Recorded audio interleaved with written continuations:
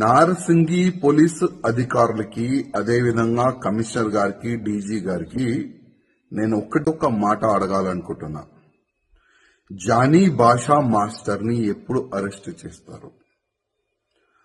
ఒక మహిళకి ఆయన ఏ విధంగా టార్చర్ చేసిండు, ఆమె జూనియర్ కోరియోగ్రఫీకి ఏ విధంగా ఆయన ఇబ్బంది పెట్టిండు, ఇవాళ తెలంగాణ ఆంధ్ర ప్రజలు పోలీసు వైపు చూస్తున్నారు.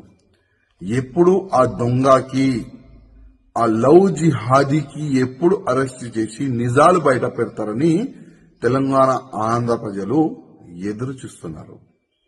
అదేవిధంగా నేను పోలీస్ అధికారులకి రిక్వెస్ట్ చేస్తున్నా, ఇవాళ లేకపోతే రేపు ఆయన అరెస్ట్ అయిన తర్వాత ఈ ఒక్క అమ్మాయి నుంచి కాదు, ఇంకా ఎన్ని అమ్మాయిలకి నా ఇబ్బంది పెట్టిండు, ఎన్ని అమ్మాయిలకి కన్వర్ట్ అయిపోండి అని ఆఫర్ ఇచ్చిండు, అది కూడా ప్రజలు ముందు పెట్టాలని నేను పోలీస్ అధికారులకి రిక్వెస్ట్ చేస్తున్నా.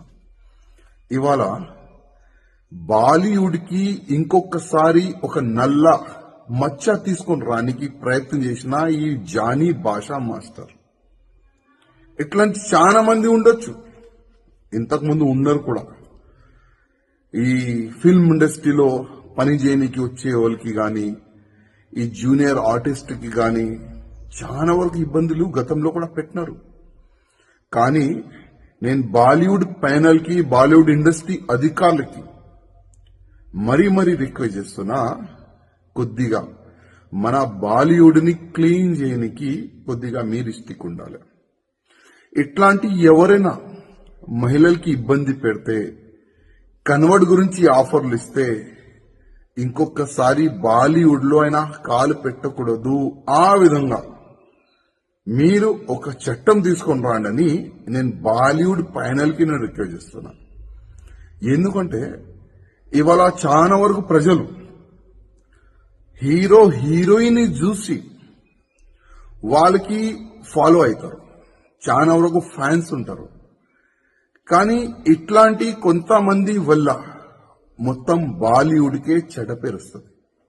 అందుకోసం నేను బాలీవుడ్ ప్యానల్ కి రిక్వెస్ట్ చేస్తున్నా, కొద్దిగా మీరు స్టిక్ గా యాక్షన్ కూడా తీసుకోవాలని నేను రిక్వెస్ట్ చేస్తున్నా. అదేవిధంగా పోలీస్ అధికారులకి రిక్వెస్ట్ చేస్తున్నా, ఈ జానీ మాస్టర్ ఒకవేళ దొరికితే మీరు ఇంట్రకేషన్ చేయాలి.